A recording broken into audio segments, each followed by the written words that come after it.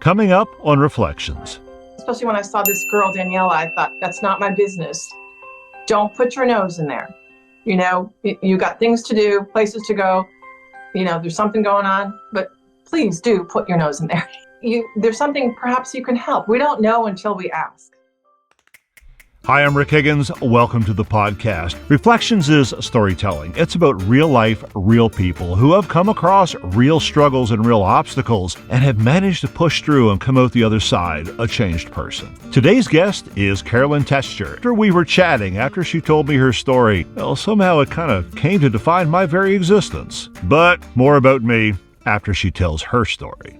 Hi there, I'm Tetschner. I'm a part-time teacher. My background is both civilian and military. I was in the Navy and Navy Reserve for 29 years, retired a couple years back. I started off as an E1, the lowest of low, and rose to the rank of commander. They have a commissioning program that I participated in after college, after I got my degree through the GI Bill. And in the civilian sector, I parlayed those communication skills as a reporter and anchor.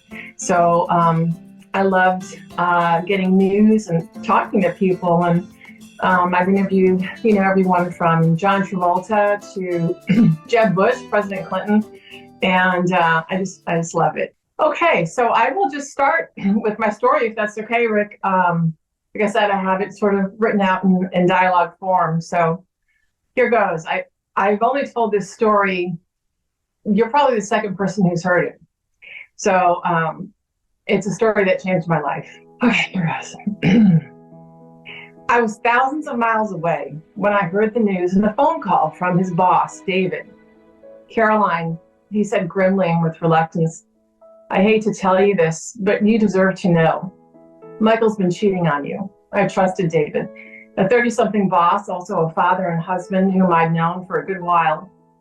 Still, this news felt like a knife had been skewered into my heart. And as I thought about my 2-year-long relationship with Michael, that statement fit the puzzle. Charismatic Michael had many female friends whom I just dismissed as admirers. The girl who stroked his arm a few seconds too long at a bar, the late nights unaccounted for. But as a 24-year-old, head over heels in love, I also had rose-colored glasses on. At this moment, Joe, I was extremely sad, truly a hot mess. And to top it off, I learned of Michael's numerous infidelities just before boarding a plane from my military base in Germany to home, to him, to our apartment, and our life together. I was in Germany for my annual 2-week Navy Reserve duty. I wasn't sure how I was going to survive this, nor how to move forward. I boarded the plane in a fog. I pride myself on being a pretty stoic person. I'm German and in the military after all. But I couldn't stop the tears from streaming down my face and grabbed the tiny beverage napkin to wipe them away. Just then, my seat neighbor, an elderly, well-dressed man with dark skin, graying hair, and thick Coke bottle glasses, looked at me and said, "What's wrong?" I can't recall the last time anyone seemed to genuinely care like that. Or maybe he was just scared that I'd be a blubbering mess for the next 7 hours. In detail, I explained what happened and what awaited me. He listened intently, nodding and letting me relay everything amidst my sobs. I told this gentleman, I'll call him Grandpa United, which is the name of the airline, that I was also scared of Michael, as he had a temper and there had been some abuse in the past. After listening, he sighed, waited a few seconds, and I will never forget what happened next. He took both my hands into his. He looked me squarely in the face and said, "You have to throw the bum out." I couldn't imagine doing that, but he was so resolute and bold. His words had conviction. I knew I had to at least try. Ironically, upon landing that day, there was a hurricane in the local area. Sheets of rain and wind were coming down as I took the taxi from the airport to our home. When I opened the door to our small walk-up apartment, I noticed Michael wasn't there, but he did leave a pan of guilt-made brownies. He knew I knew. I thought about what Grandpa United said, and I bagged up all of Michael's clothes in a large, hefty bag and turned that pan upside down on the clothes, smushing in the frosting and the cake before knotting it closed. This felt incredible. I'd never done anything like this. I took the bag and set it on the stoop and had the locks changed. A couple hours later, Michael came home.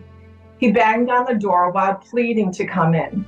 "There's a hurricane out there," he whined. "Are you really throwing me out now?" "I couldn't think of a better time," I responded, emboldened. There was some karma there, for sure. I don't know why I was seated next to Grandpa United. Out of all the 300 plus people on that international flight, we were seatmates.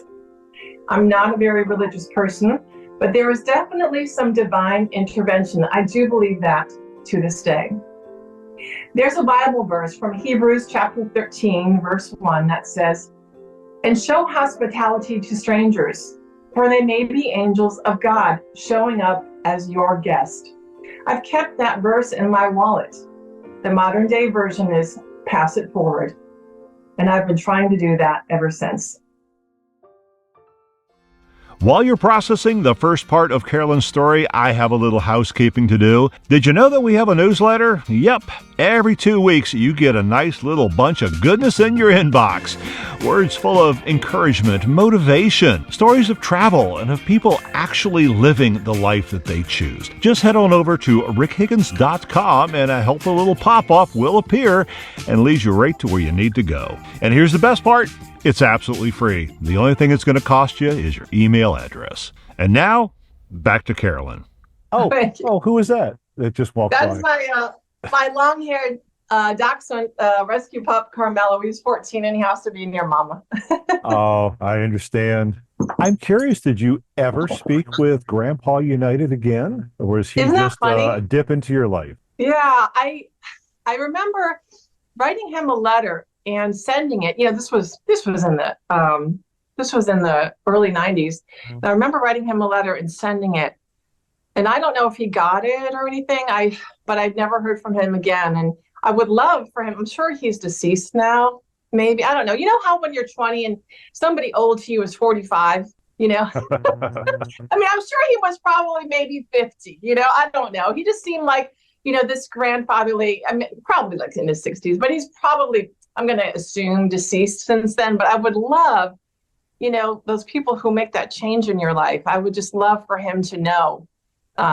So I don't know if you got the letter. I don't know. But it sounds like he was in the right place at your right time. Isn't that crazy, Rick? Isn't that crazy? I mean, I think that, yeah, it's all, it all happened for a reason. And, why was he there? Why was he next to me? There's a million people who could be next to me, a screaming baby. And you were at the right time to receive whatever he had to say. Absolutely. Has that changed you in any other aspect? I mean, since Yes. then, have you faced other things and you kind of hark back to Grandpa United and go, yeah, I could do this? Yes, absolutely, Rick. What's funny is literally 3 weeks ago, I was flying back from Tampa and I dropped off my daughter at University of Tampa. And I was at Spirit Airlines and my flight's here, A17, and then the A18 is next to me, and they're boarding A18 to Fort Lauderdale. And I see the agents pull this young woman out of line, and they said something to her, and she's like, she's crying. She's really upset. Like you could just see that she's in a hurt state. And she said, "I don't know what to do. I have nowhere to go. I have nowhere to stay." This was like late at night. This was like 9:30. It was the last flight of the night. And they were like, "Sorry, kind of it sucks being you." And they literally told her, "Well, you got to come back tomorrow." And she's, I'm looking at her like she's my daughter. She's probably 19. So I'm like, and nobody's talking to her. Nobody's saying anything. I'm like, this is effed up. I'm going to go. And the reporter in me is like curious, like what did this woman do? You know what I mean? Like what's going on? So I go over to her. She's in tears. And then she's on her phone. She's speaking Spanish, really rapid Spanish to her mom, I'm assuming, blah, blah. And so I'm not understanding this. So something bad is happening. So I said, honey, I was like, first of all, what's your name? She said, Daniela. I said, Daniela, what is going on? And she said, yeah. She's like, hi. And she said, I have my bag is overweight or I have to pay a bag fee. It's $100 and I have 35 on me. I'm like, girl, is that it? I said, I didn't want to make a big deal. I said, well, come with me. We're going to go over. So I went to the agent. I gave him my Amex card and I said, let's just, get this girl taken care of. She's like, oh my, she's like 5'2". I'm 6 feet tall. She's like, oh my God, can I hug you? I said, sure, honey, and I hugged her and she hugged me back. And I said, do me a favor. I said, when you get to my age, and you do have a little bit of money, you pay it forward. She said, oh my God, absolutely, I will, And what was funny was during this, a gentleman walked behind me, probably 20-something, another guy, tall guy. He's like, taps me on the shoulder. He's like, hey, I heard what happened. Can I chip in? I was like, oh my God. So, happy ending. The girl got on the plane. And I said to her, oh, how old are you, by the way? She said, I'm 16. 16. They were going to leave her like in, the streets. I just couldn't believe it. Anyway. Did it enter your mind at some point that you were now Grandpa United, except maybe Grandma's spirit? It's not funny. Absolutely. I thought about him and I thought this was what I was supposed to be here. I was Grandpa United, especially when I saw this girl, Daniela. I thought, that's not my business. Don't put your nose in there. You got things to do, places to go. There's something going on, but please do put your nose in there. There's something perhaps you can help. We don't know until we ask.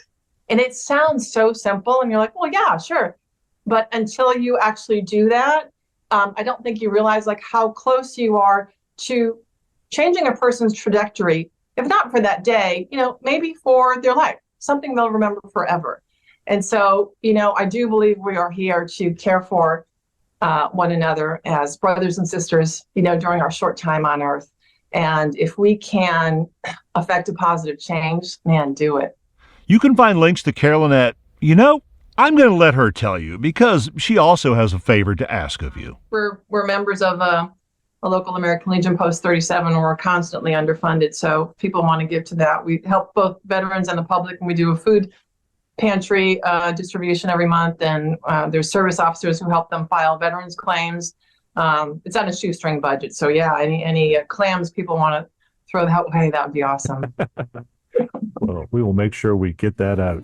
Like I said at the top of the show, paying it forward comes in many flavors. Sometimes it's actually helping someone out, and sometimes it's just making a connection, pulling them a little closer, perhaps even inspiring them in ways that, won't become apparent for a long time to come. And I also realized while talking to Carolyn why I actually do this podcast, why I actually do my YouTube channel. Now, if you'd like to share your own story on Reflections, I would love to hear it. Just go on over to rickhiggins.com, find the Contact Us tab, and at the top, select I want to tell my story. And if that's just too many steps, just send me an email at rick@rickhiggins.com. Thanks for listening.